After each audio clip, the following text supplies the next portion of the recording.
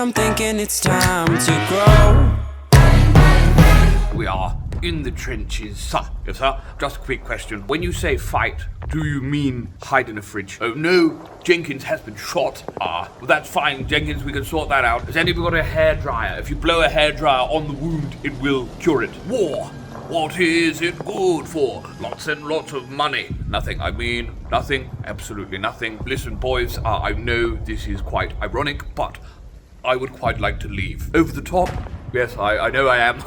Oh, right, no, okay, right. Before we go, just so you know, boys, what I tended to do in my past job was to put the vulnerable in front of me, to act as a sort of shield in order to make my life more comfortable. That's why I'm currently sitting on my privates, if you know what I mean. My colleagues, yeah. Well done, boys. Sterling work. Do you know what, boys, would really improve this trench? Would be a little bridge with a garden on it. You know, I think that's a good idea. Now, I know we are being shot at by the enemy, but does anybody fancy a glass of wine? Little work party, no? Oh, sorry. Ooh. There was a message that we were supposed to attack. Sorry, I've lost my walkie-talkie. Yeah. I will join in with the boys attacking and dying up there. I'm just writing a letter to my sweetheart. Well, one of them.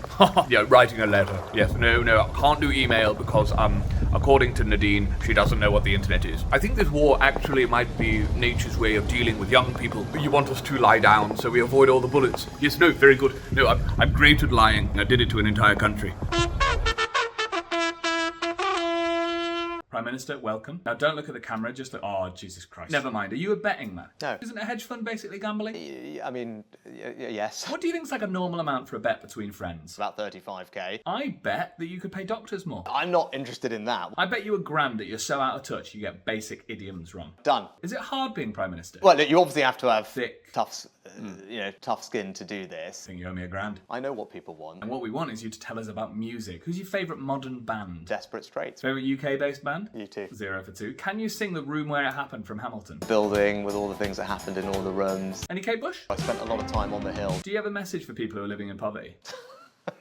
You really tongued the glass there, didn't you? Have you got any advice for normal people on what they should be doing during the cost of living crisis? Shouldering the entire burden themselves. Do you think people like you? I think people trust that I know what I'm doing when it comes to the economy. Well, I think that they trust that you know what you're doing with your own personal economy. You have so much money. Do you think that normal people are actually human beings?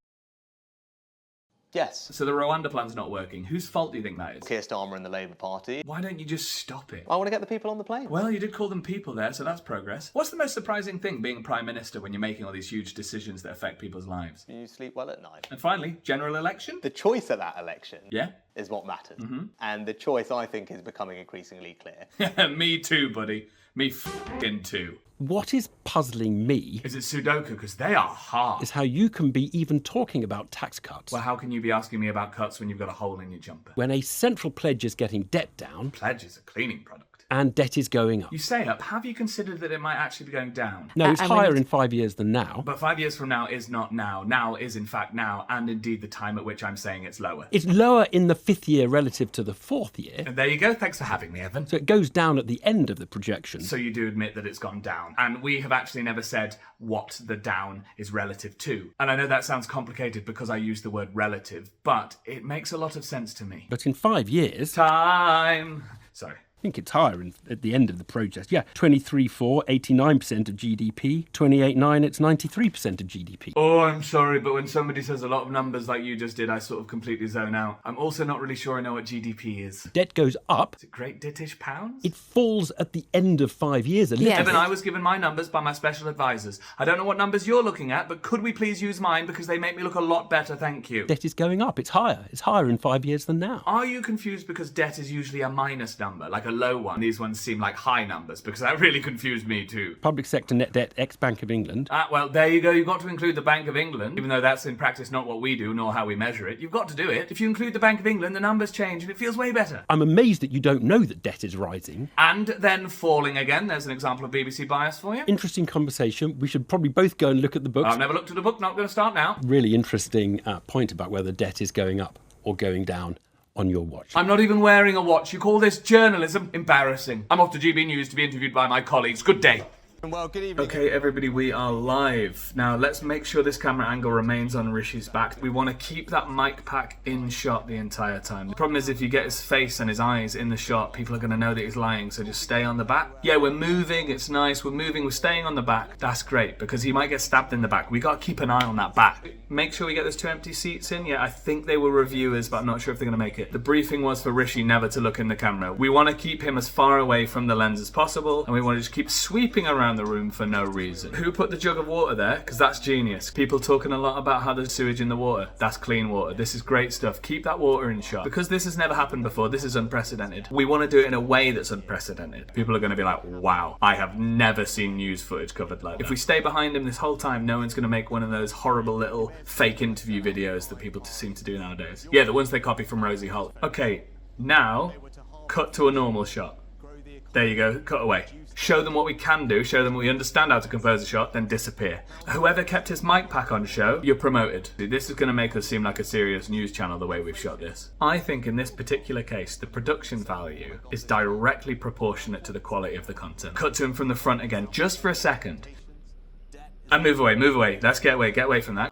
In fact, the way this is shot, I think people will find it hard to believe that this has news in the title. Well, I cannot wait to put that footage in my show reel. Rishi's back, which is, ironically, the opposite of what's going to happen this year. Hi, Lee Anderson here. Just walking to Parliament right now. I'm a Member of Parliament for Ashfield, member of the Labour Party, Conservative Reform Party, sorry. So I'm on my way now. It's raining. Well, I thought it was a climate crisis. Why is it raining? It's not called global wetting, is it? So 1-0. I just wanted to say that thank you to everyone who's, come with me, joined Reform. It's great if you want your country back, like I do. Join Reform. I think the best way to get our country back is to keep me relevant the whole time. As long as I'm relevant, that's all right. I'm not going to say who I want the country back from, but I think it's pretty clear. I forgot my dog whistle on my walk today, so I'll just do it, with my words. And yeah, so keep in touch with me, keep emailing me positive things. I only look at the positive ones. And yeah, for the Lib Dems, if you're looking, I'm open to offers. Okay, thanks, I suppose. So I called Jeremy Vine a bike nonce, and that's very funny. It implies that he has an unnatural fascination with young bikes, so like tricycles or those little pushy ones with no pedals. So he's taking me to court, and as I'm a millionaire, the way that I'm going to pay for this is with your money. And if that upsets you, don't take it up with me. Don't take it up with Jeremy. Take it up with vaccinated women. They're the problem. Would he have had the confidence to sue me if we didn't live in a world where women are put in positions of power that they don't deserve? I've said it before, if a woman has not played men's football, she shouldn't be allowed to be a commentator. Anyway, back to me, a man with zero scientific or medical expertise talking about vaccines. I think they're bad. I do. I think they're really bad. At the end of the day, at the start of the day, at any time in the day, I think they're bad. Anyway, I know we're living in a cost of living crisis and money's tight and it doesn't affect millionaires as much, but give us some cash, yeah? That'd be amazing. And remember, life is all about the graft. Hello everybody. I know I look like one of those liberal left idiots because of the hat, and I look like I haven't eaten meat in about 16 years, but I just wanted to update you because it's very exciting news. As Rishi promised, we have got someone on the plane to Rwanda. Someone has gone. So this is great news, very exciting. It was James Cleverly, he came back. So yeah, someone has been sent to Rwanda. Obviously, he then came back and he was only there for a PR mission to sign a little paper, but fundamentally we stuck to our pledge and we got someone on the plane. We were very keen to do that. And it only cost us £165,000. Now that may sound like a lot, but it's under 1% of the budget of what it's cost us to do the Rwanda scheme anyway, so very cheap if you think about it in that way. So this is very exciting, and I'm looking forward to maybe going on a trip there myself, being one of the people on the plane. That'll be nice, won't it? I'm sure it'll be nice. Anyway, so that's great news. Lovely stuff. Stop the boats, get on the planes. There's an England flag that they've done in different colours. No, it is nonsense, and it has made me cross. I mean, this flag, the woke don't get it. It represents pride in our identity, and that's something that the LGBTQ plus community just wouldn't be able to understand. I know a lot about flags, okay? I was once described as a walking red one. Flags are very, very important, and I may have said the exact opposite before about other flags, but this is our flag. If we're watching the England game, how are we going to know which team to be supporting if we can't see that small cross on their back and recognise the flag? I mean, all of the players are foreign. Nike is a Greek goddess, which is pronounced Nike, so why are we letting Greek people decide what the English flag is? What's next, a big pussycat instead of the Welsh dragon? A Union Jill? A flag for Ireland? It's just gone too far. I'm cross about this. You should be cross about it. The people at home should be cross about this. Not about the growing wealth gap, not about the cost of living crisis, not about the crumbling NHS, but this small bit of shirt decoration. This flag, I believe, across the world, people would agree it represents peace and love. So why change that? And now it's just a plus sign. What is this, an Ed Sheeran album? No, this is a really sad day for football and for England and for the English people, and I would really appeal to Nike and I'd say to them, why? Why didn't you ask the English people? Why did you just do it? First of all, I know that the ice sculpture's melting. Yes. And even though the scientific evidence is melting and the room is physically getting hotter, we can all feel it. We're not allowed to mention it, all right? We just can't talk about it. It's not real. Yeah, this is the most demeaning job I've ever had, and I worked at the Willy Wonka experience, so... Sorry? Nigel said that if you left and you came back in, things would be better. No. Policies, we can't let you back in. Sorry, mate. Look, we've all been lied to about what leave means. Guys, can we just make sure that nobody mentions that the staff are mostly foreign? That'd be great. So obviously I'm from Belgium, but I'm doing an accent. Just makes it easier for everyone, doesn't it? Right, don't look, guys, be cool. But over there, that guy, allegedly, is the Brewdog CEO. At Nigel Farage's party, that is punk. I mean, I've never been to a punk concert, but when you think of punk, this is what you think of, isn't it? I wouldn't be surprised if Johnny Rotten's here. I mean, he's punk. You can't deny that, can you? Pint of red, blue and white gin? Certainly. Pint of champagne, sir? Certainly. Pint of piss, sir? Certainly. Has he put food on for staff? What is it? Mackerel and sewage water? Right, well, fair play. At least he's serving British food. That's nice. Hello? Sorry? 10 years to save the West. Oh, what? From today, or you don't know? Okay. Now, I know that a slow, comfortable screw against the wall is technically a cocktail, but when you say it, feels creepy. Okay, so Donald Trump is on a video link. That's fun. Yeah, maybe start spitting in the glasses. Yeah, maybe start. Right, everybody, drinks orders. Liz Truss wants something short, intense, and incredibly bad for you. Lee Anderson would like something rich and bitter. Holly Valance would like something that was popular in the noughties, but is now widely considered to be a shit drink. Nick Candy wants some sweets, but he won't be paying for them. The Brewdog guy wants a can of his new beer, which is called Cancel Culture. And Nigel would like a glass of champagne, but he'd like to pay a lot more for it than he used to, and he'd like it served in a pint glass. Because even though that makes it taste a lot worse, it makes it British!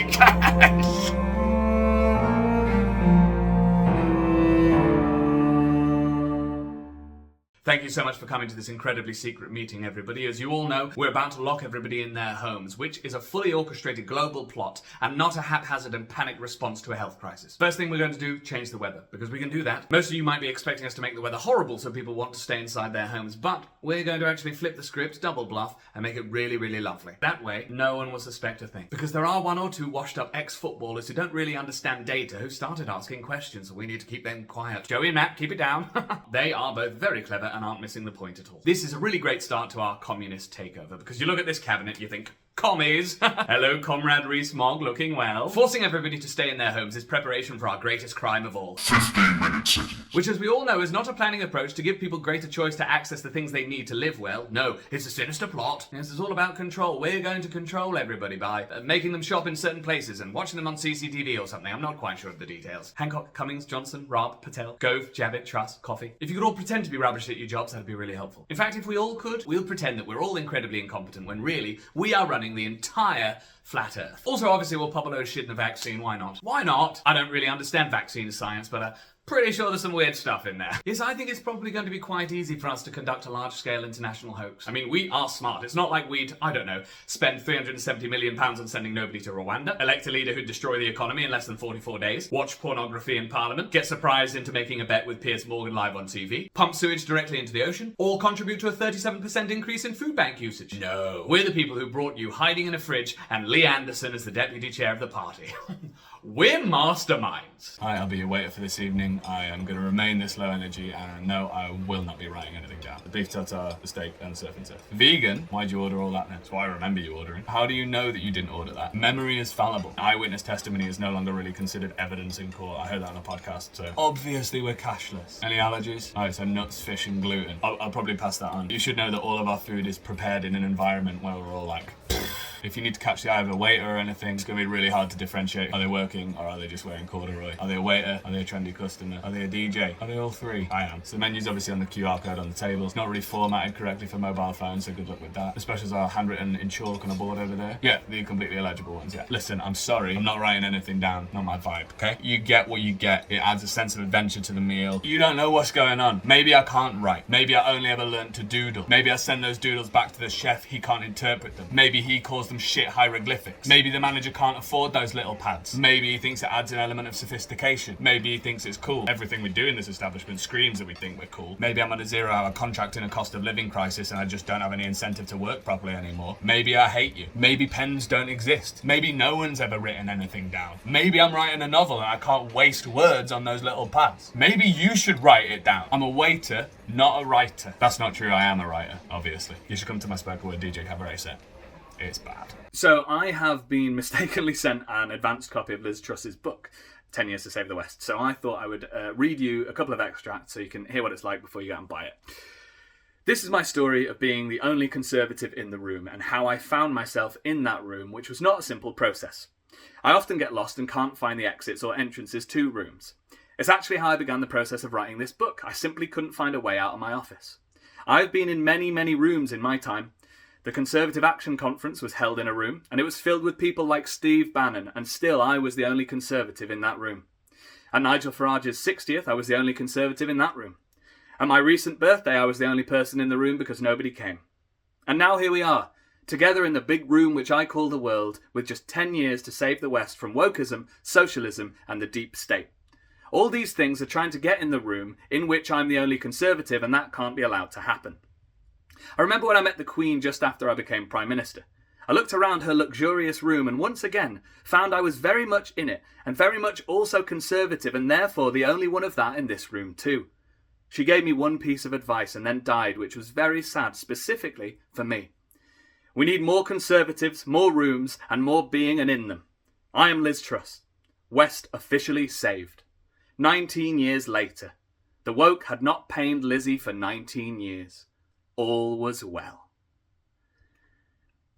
So there you go out and buy it, I guess. How concerned are you about this new investigation? So James wrote to the police about Angela Rayner. What did you write to them, James? Just shout a bit louder, just so none of us can hear. What? Unlike Chris, who shouts and makes all sorts of public allegations. I wasn't shouting. An allegation's been made to the police. Do you really think that I was shouting? I've just answered that question. This is typical of what we go here. Shouting very loudly. What are your concerns? What are the concerns? I'm not a shouting guy. The Greater Manchester Police should be able to look into these allegations. I don't mean to raise my voice, but what are the allegations? I don't understand why you're not comfortable saying. Well, we clearly have a different. We clearly have a different point of view. Yeah, you think I'm shouting, and I'm not. We should allow the Greater Manchester Police to investigate these matters fully. Didn't you write to them about it? Well, this is it. This is the difference of opinion. Was I shouting or not? I really don't think I was. I asked the police to investigate certain matters that were in the public domain regarding certain things. Just answer the question, man. I want to go home. I'm just curious. I think we can all agree that Angela Rayner is the enemy, and it's not our multi-millionaire Prime Minister. Police are investigating these matters, and I want to allow them to do that. I'm stuck in a new studio with some really bad people. If you come and pick me up, I'll pay you $6.5 grand. Excuse the long face, it's been a bit of a rough day. Spook?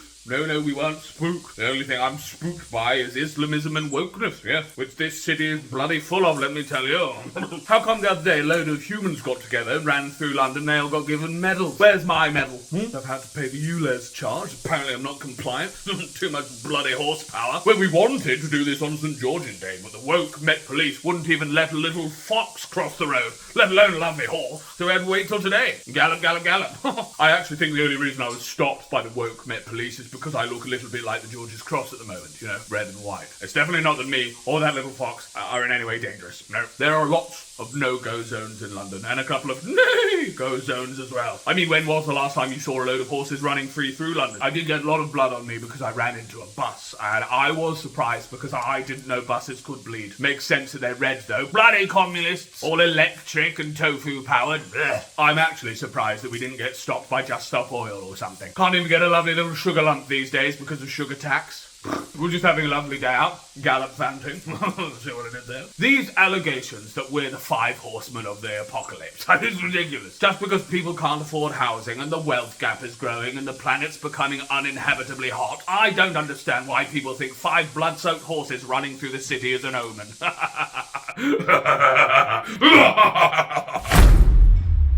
Come and see me live. Let's continue with chapter 5. I stepped into the restaurant nervously. I was, after all, nervous. The waiter came to show me to my seat. A young wispy Frenchman with an even wispier moustache and an air of sophistication. Right this way, sir, if you please. I followed him to the table where the group were already seated on seats. Brady spoke first. A strapping diplomat from Aberdeen with iron in his eyes and brew in his heart. Hey, laddie, you're late.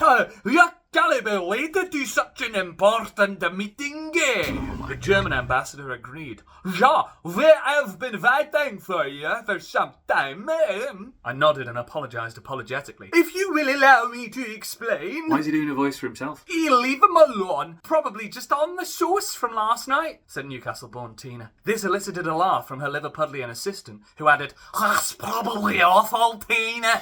They were right, I was a little fragile, like glass or something. Focus, I thought, get to the point. Esteemed guests, I am sorry, but we don't have much time. There was a murmur of agreeable agreement that culminated with the representative of Ireland beginning the discussions. Diddle-dee, listen, we got to come to some sort of solution, otherwise we'll be losing millions of feckin' euros. I nodded at our liaison from Nigeria. He stood up and began to speak. Cut! I think we'll cut there. Do you think we maybe should get in an actor who can actually do voices and accents? No, I think it's probably better coming from me, someone who's never really written nor acted before. Plus, we're about to get to the chapter where I tour the Middle East. And yes, I do all of those ones too.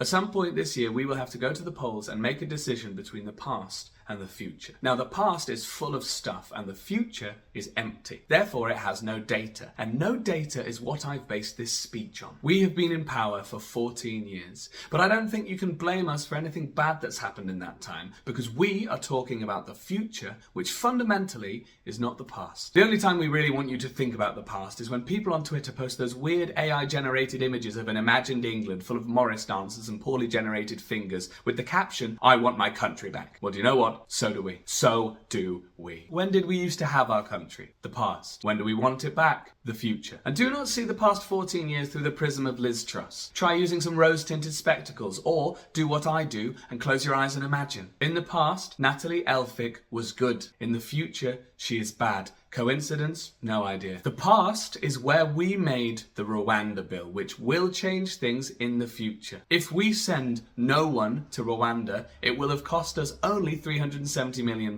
But good news, if we do send people, it could end up costing up to £500 million, which is undeniably cheaper than HS2. Human rights, I hope, someday in the future will become a thing of the past. We have spent a considerable amount of time in the past undermining the power of the domestic court to challenge deportations, meaning people in the future will have little choice but to go to the European Court of Human Rights in Strasbourg, which is, like our Supreme Court here, very foreign. In the past, we were in the ECHR, but in the future, we could leave it and be heroes just like Russia. We are here for Britain. We have been here for Britain, and we will be here for Britain. Together, let's make the past the future. And once we are there in the future, that future will have become the past. Future, past, we did a good job. Don't look into it too much. It is raining, and I have no umbrella. With me and this government, things can only get wetter, better. Steve, turn it off, please. We could have recorded this under something, but we decided not to. Because roofs, umbrellas, shelters, they're all incredibly woke. And that's why we're doing our best to separate vulnerable people from their roofs and their shelters. It's what we've been doing for the past 14 years. We promised you sunlit uplands. And what you've got is sewagey wetlands, but they're our sewagey wetlands. It is time to call a general election because I am sick and tired of this and I want to move to Silicon Valley. We have made it rain in many, many ways. Backtracking on green policies to make the weather less predictable. Financially, we've made it absolutely poor on Rwanda so we can send exactly 0 people there. 5 PMs in the past 10 years. We have a plan, and that plan is to confidently tell you it isn't raining. I am not wet. I am charismatic. The Supreme Court is foreign. We lowered inflation. We care about you. Poverty is a choice. Protest is a crime. There are no refugees, there are no asylum seekers, there are only small boats. Everything good in the past 14 years was us. Everything bad was whichever marginalised group we chose that week. You are more powerful when you're divided. Stay that way. When you go to the polls, don't think of the politicians. Don't think of the businesses. Think of the people who started doing satire online, are doing their debut Edinburgh shows this year, and now are completely Okay, so I went to the dump and I found this Le Creuset pot, right? And look inside, it's a bit grotty, but it's a Le Creuset pot. All right, let's do it. Let's do one of those transitions where you do a glow up. So look, it's been cleaned. Look at that.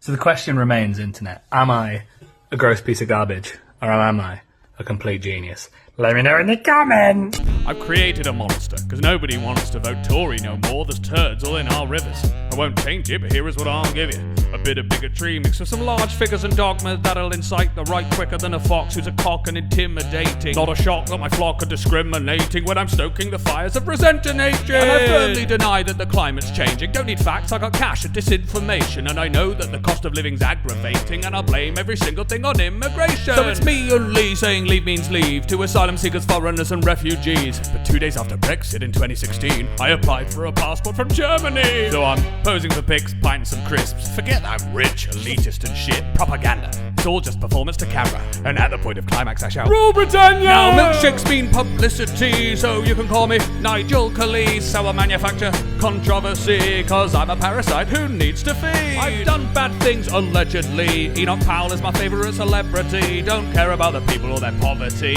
but you knew that already, so vote for me.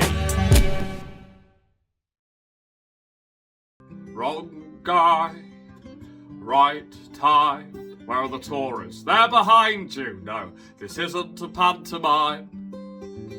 Diane Abbott, I tried to make her go, tried to give her the can. But no, I don't mean a mojito. I'm not the good guy.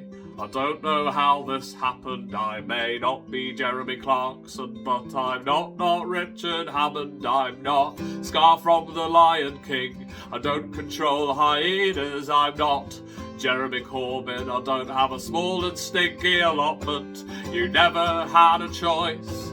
The system, it is broke. Labour, Reform, Conservative. It's Pepsi, piss or Coke.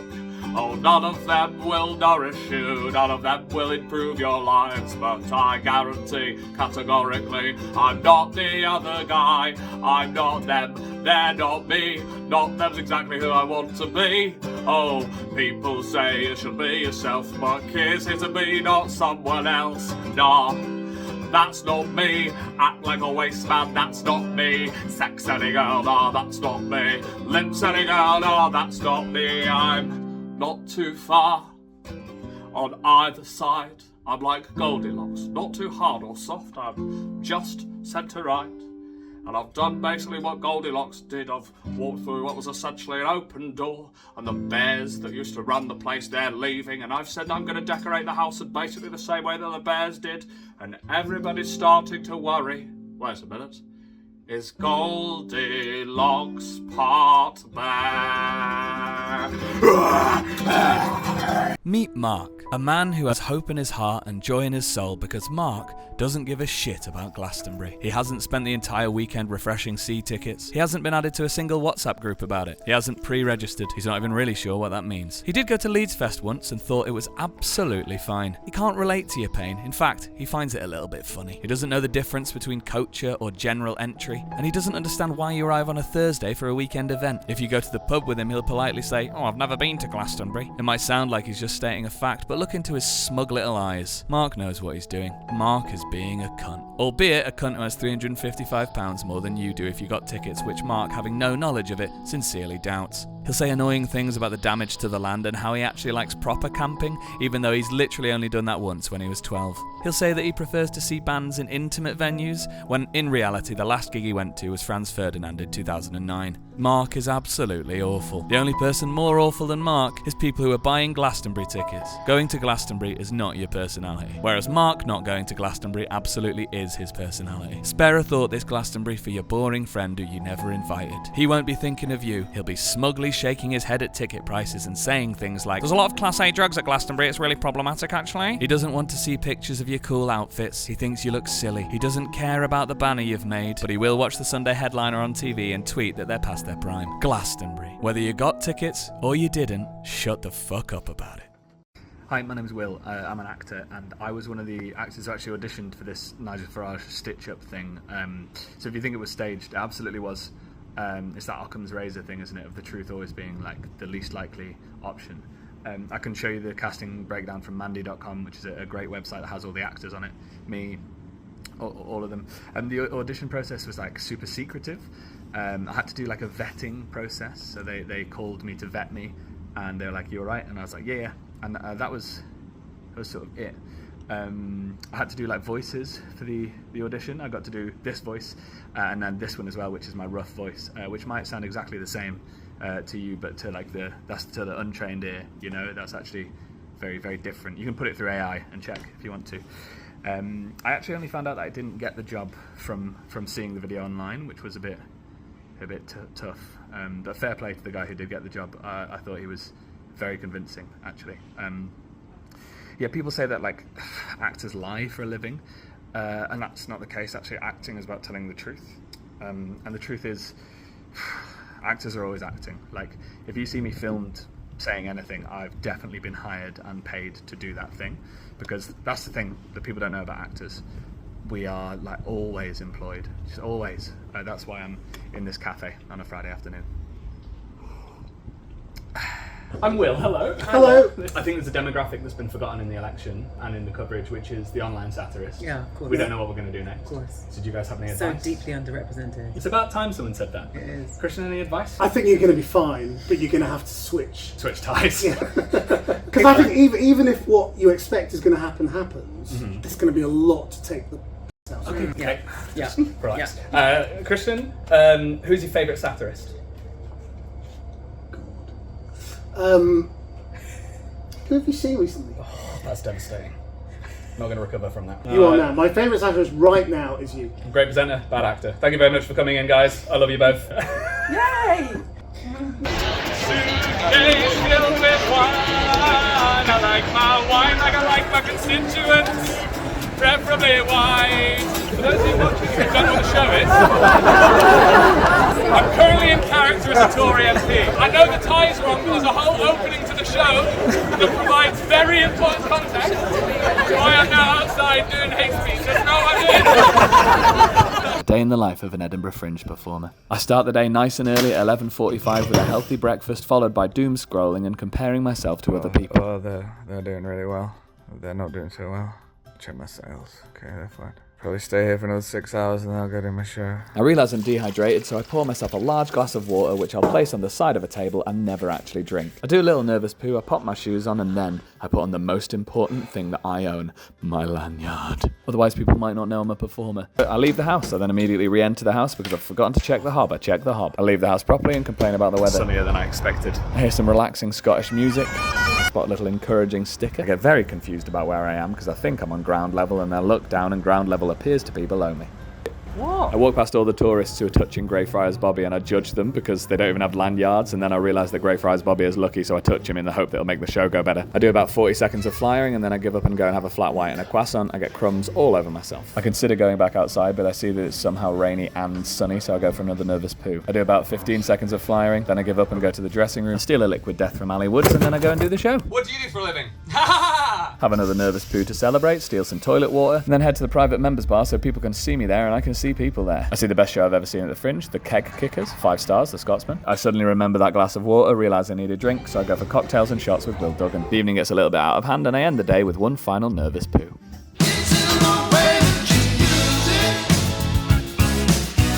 Throw cement at me, walk free, the injustice of the century. But if you plan to do protesting, 4 years in prison is fine with me. I won't go to Clacton-on-Sea, it's triggering, there's too much concrete.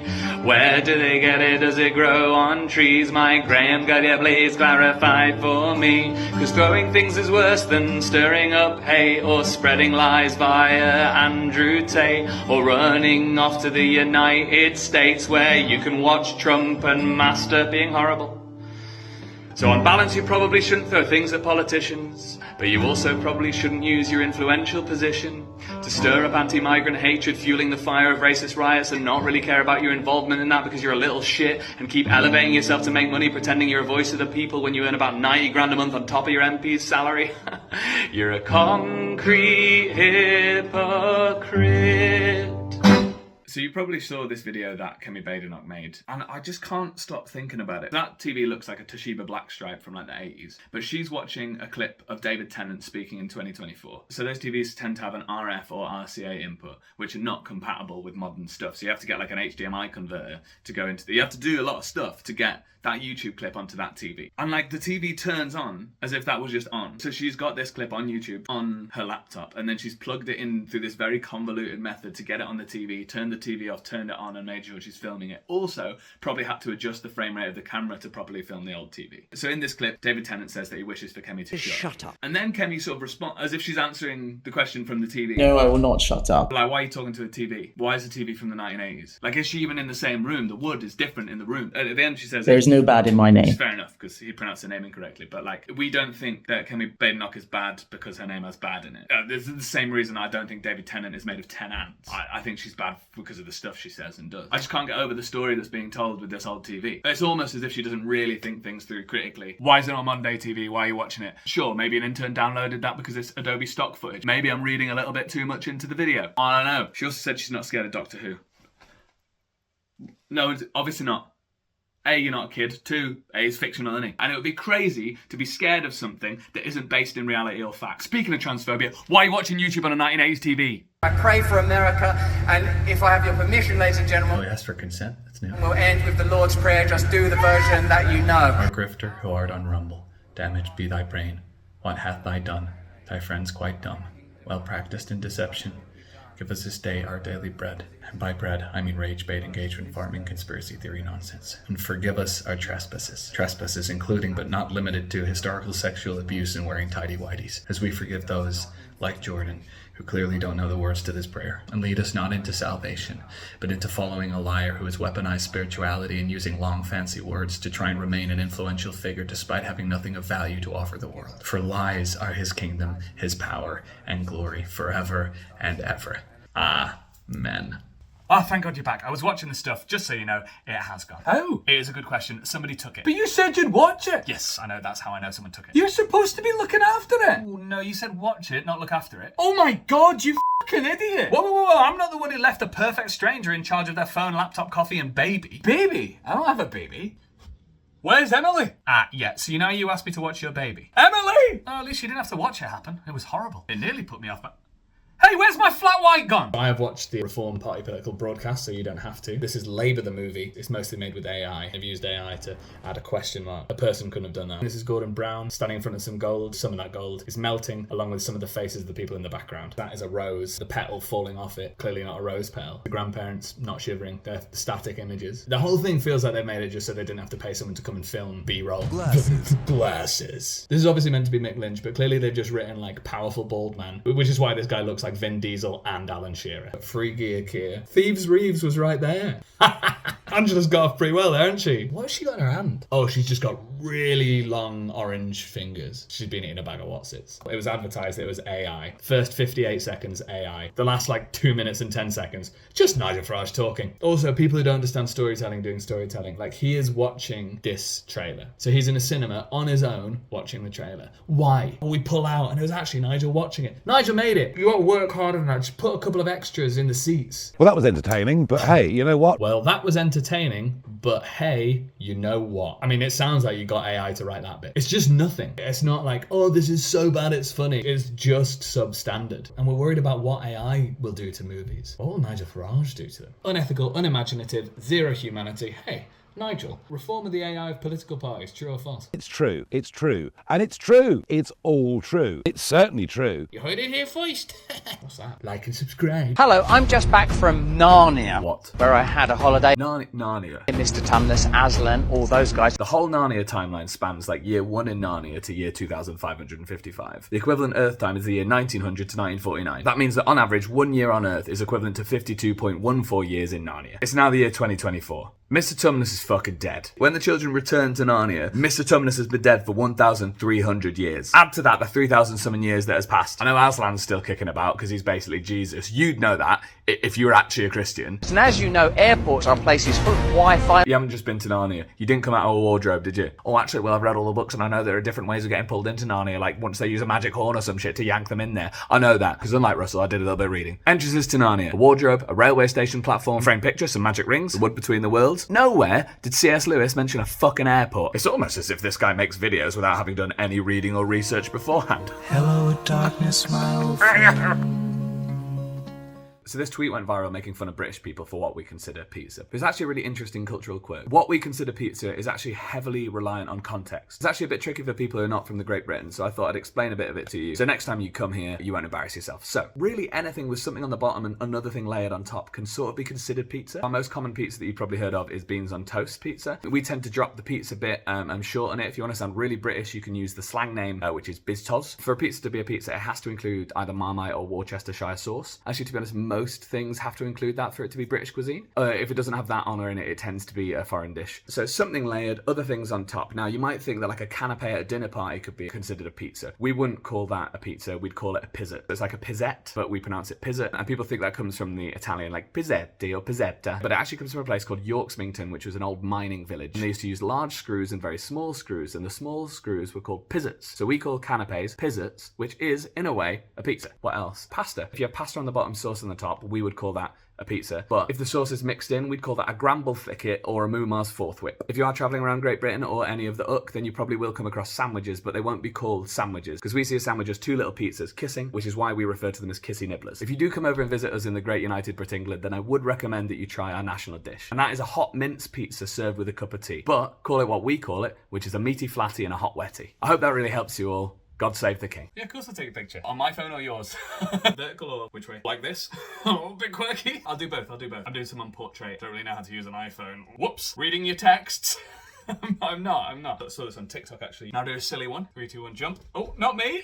I took loads. There's your phone back. They're all selfies. How are they? Are they good? Do they work? Look at them now. Don't say I'm sure they'll be fine. I want some feedback. Just take a second at your day and have a look. Because I stopped. I was on my way to meet a friend. And you and your stupid family made me take pictures of you. I know it seemed like I was having a good time. I'm a polite person. You're with your family on this lovely mountain pass. And my family are dead. So what am I supposed to do? Are you going to take pictures of me? Are you going to do all the angles? Are you going to do the selfie joke and pretend that you took a selfie? That's my joke. People like you just take, and you just say like, oh, that guy will take my picture and he won't even mind. I'm a professional photographer. My day rate is like £300 before VAT. I had to learn what VAT is. And I just gave my skills to you for free. Those pictures belong to me. Give me the phone back. They're my pictures, not yours. My family died. Huh? Oh, they're out of focus. Oh yeah, no, I'll take some more. I'm so sorry about that. Smile.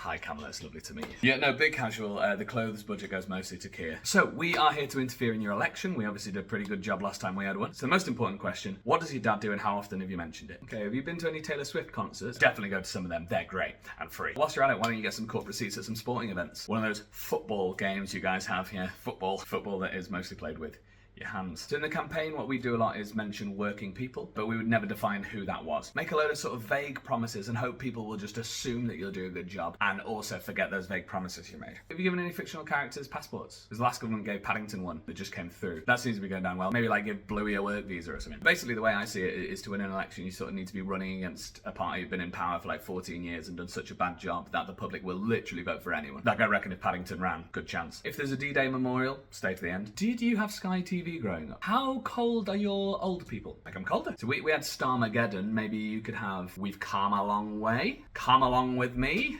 Unlike the other guy, I haven't sexually harassed someone. Yeah, it's a bit long, that one. Maybe just harassment. We'll workshop that. We will workshop that. You could be the aristocrat. Aristocrat. Last question. Have you ever been a lawyer? Oh my god, just mentioned that. Your dad had vague promises and we're done. Oh, do you want Sue Gray? By the way, you can have it. In case anyone asks, she's definitely not a spy. No, she's not.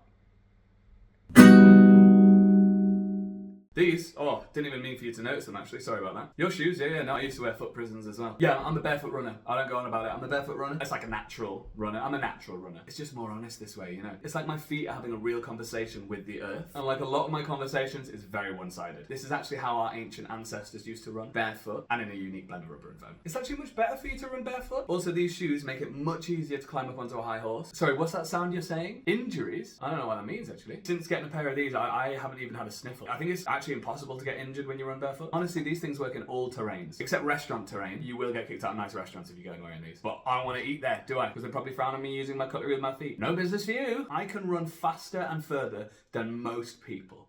I obviously choose not to, but I could. Is it head, shoulders, knees and shoes? I don't think so. I would happily run completely naked wearing only these shoes, but apparently if I do that again, I'm breaking the conditions on my parole. Sometimes I even actually run without these guys, completely barefoot. When was the last time? Just before I was in hospital with tetanus, do you remember? I also never learned to tie my shoelaces, so this is easier. Answer me this, how many pictures have you seen on WikiFeet that have shoes on?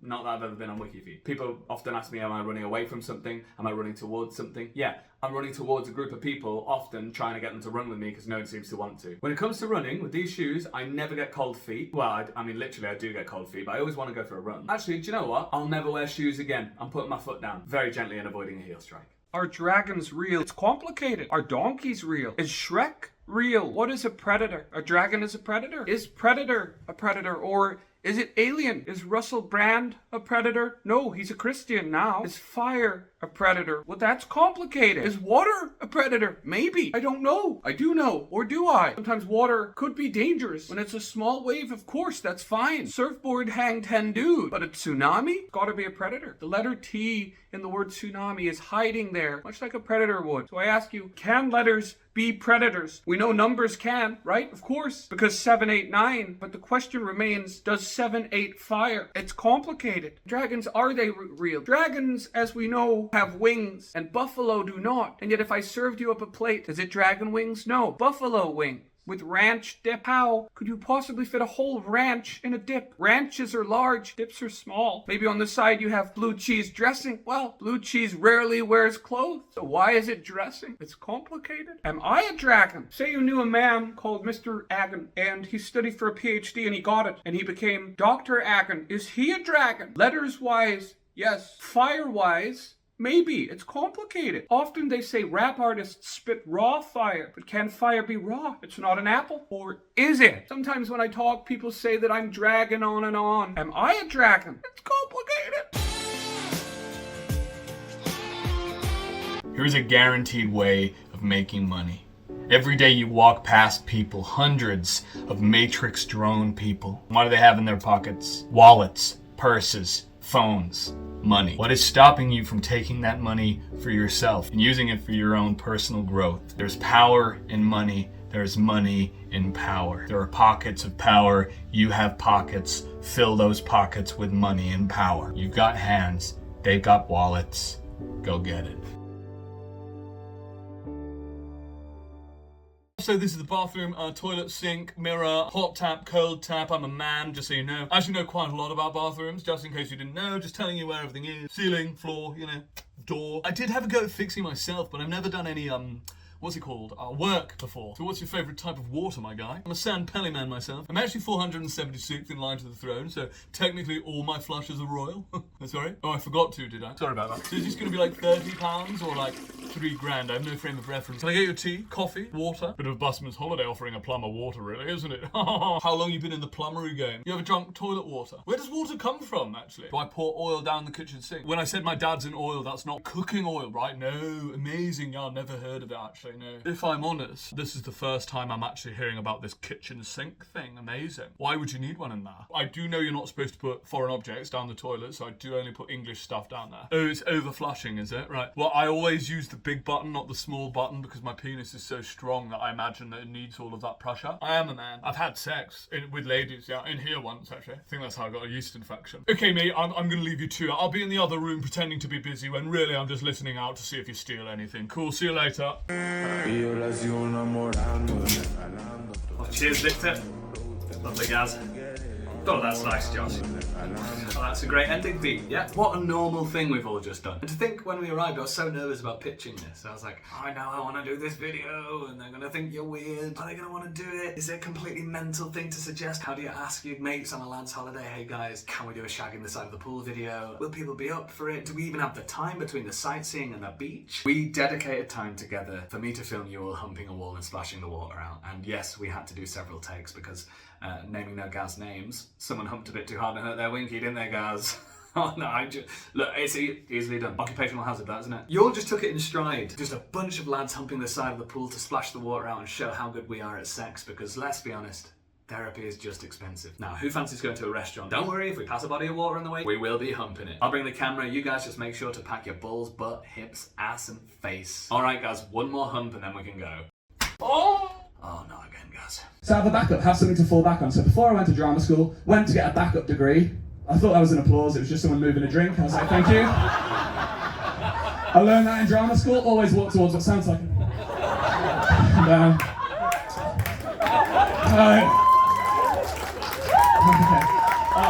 Uh-oh, we found a game, haven't we? You're gonna get tired of this before I do.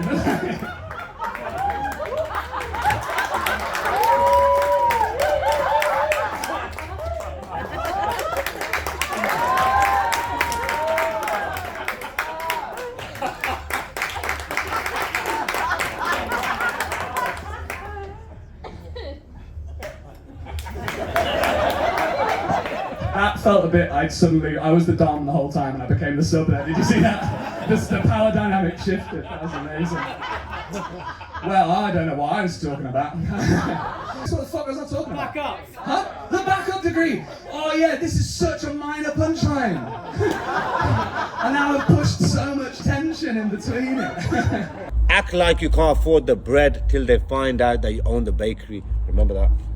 Okay, seems like good advice there. Yeah, I'll give that a go. Oh, I don't have enough for the bread. Hiya, lovely bakery. I can't afford any bread at the minute. Yeah, tough time, cost of living, innit? Focaccia, sourdough, other breads, out my price range. Forget about it. No, seriously, I can't afford a baguette. Sorry, did you ask me a question? No? Oh, well, I'll keep going anyway. Do you want to know why I can't afford bread? No? Well, I'll keep going anyway. I can't afford bread because I spent all my money on the bakery. Yes, I am the owner.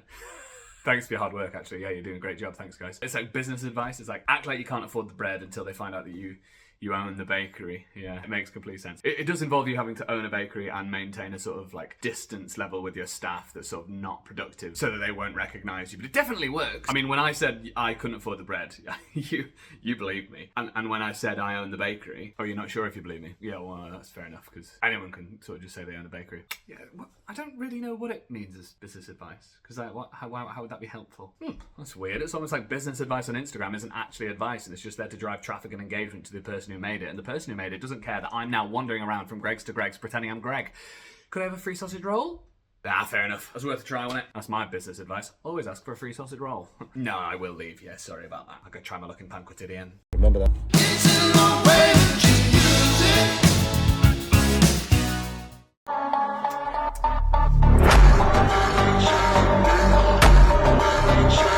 Hello, mate. How are you? Yeah, I'm just putting together the edit at the minute, and I just wanted to triple check that you're okay with the wording. Yeah, the team is sort of wondering if we need balls full on the old screen there. Right, that's a deal breaker for you, is it? Okay. It's just the other stuff in the text there is less.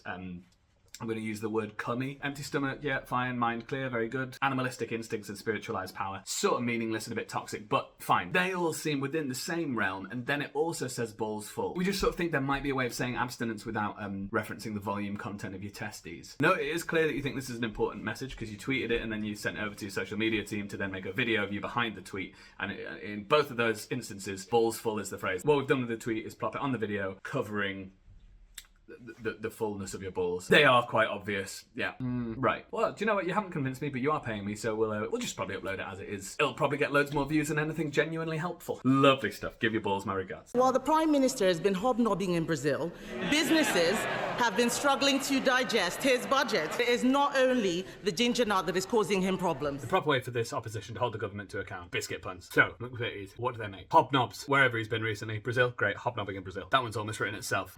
That easy start made it feel like it was going to be easy. It's sort of immediately become difficult, isn't it? It's going to be tough to beat hobnobbing. Well, Digestive's obviously the ultimate flagship. How are we going to get Digestive into PMQs? We could say the business is having sort of like digestive issues trying to swallow his policies. To digest his policies? Half a pun is basically that's fine. Huh? Yeah, Angela Rayner is ginger. Yeah. Well, I was thinking, hey, you know this policy, do you make a ginger do it? Huh? No, we can't call her a Jaffa cake because Jaffa cakes aren't biscuits, they're cakes! Get her out. Sorry, but there was a whole court case. You want to call Angela Rayner a ginger nut. Is that fine? I think that's fine. Is there anyone in the Labour Party with a receding hairline who's called Gary who we could call a baldy? It's not even McVitie's at this stage. This Labour Party rings of deception. No. Prime Minister's been dunked in, he's in hot water, and we think he's crumbling. That's actually quite good. Prime Minister, that was a bit rich. Tea, biscuits.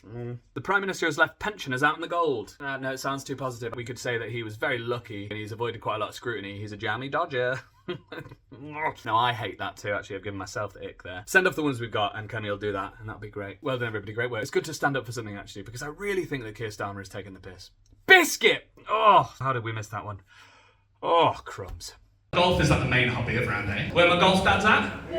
But, is it her? So, family friend in the front row to shout out Park Run. Which I get, it's another middle class pursuit. Like, it makes sense thematically, but I've got no Park Run material. So, what's your 5k time, man? There's a hard out in this venue, we have to be out by 10:30. Let me tell you, I don't know what's going to happen. People are just shouting out different activities. Tomorrow then! What? Fucking... We've moved on from sports now.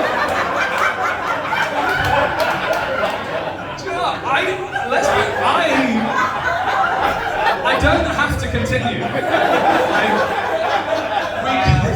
We could just pass the microphone around and name different parts of the place we're in. Try to do that? Anyone else? Trish, ready? Okay, anyone? Any? Punty. Punty? Trish, I've been in this game long enough to know you lost them with that. Some people went, what was Ponty short for? And other people went, fuck Pontifract. That's what happened there. Hi mate, I can't come into work today. It is that time of the century. Yeah, the Battle of the Somme. I'm actually living with a bunch of lads and our Battle of the Somme has synced up. All of ours happening at the same time. 1916. They do all of this research into women's health and I'm yet to see a single documentary or book about the First World War. There's no Battle of the Sommernity leave. I have to go into work despite how many Battle of the Sommes I've done, which is 0. But my wife, who's pregnant, sure she has to grow an entire human just using her body and I'm expecting her to provide free domestic labour for the next 18 to 25 years. But has she ever experienced the bloodiest day in British Army history with 57,470 casualties? I don't think she has. And neither have I, obviously. I'll say to these women who are middle class and of a certain age, don't talk to me about the menopause until you've asked me about Passchendaele. I would have bloody killed for a glass ceiling at the Somme. Would have kept the rain off. The rain and the mud was a big issue, I don't mind telling you. Menopause, what about men at wars? There weren't even any women at the Somme, apart from the women who were at the Somme, and it occurs to me now that they could have been pregnant or on their periods and at the Somme, but I don't think that counts. I have never ever seen a statue or memorial for the Somme, and yet every city I go to has a giant statue of the uterus shedding its lining. Battle of the Somme, very painful. Periods, not painful at all. I imagine. I've never asked a woman. I may not have been there in 1916, but I have recently joined Reform UK. So in a way, I am still committing my life to something dangerous and horrifying that serves the elite at the cost of the poor and is both sad and damaging for the country. But hey, at least there aren't many women in it. Men! Been a hell of a ride, but I'm thinking it's time to grow.